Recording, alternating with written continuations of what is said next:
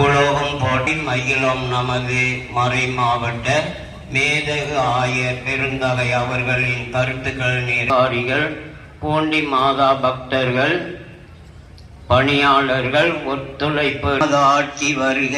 உடைய திருவுளம் விண்ணுலகில் நிறைவேறுவது போல மண்ணுலகிலும் எங்களுக்கு எதிராக குற்றம் செய்வோரை நாங்கள் மன்னிப்பது போல எங்கள் குற்றங்களை மன்னியும், எங்களை சோதனைக்கு உட்படுத்தாதேயும்.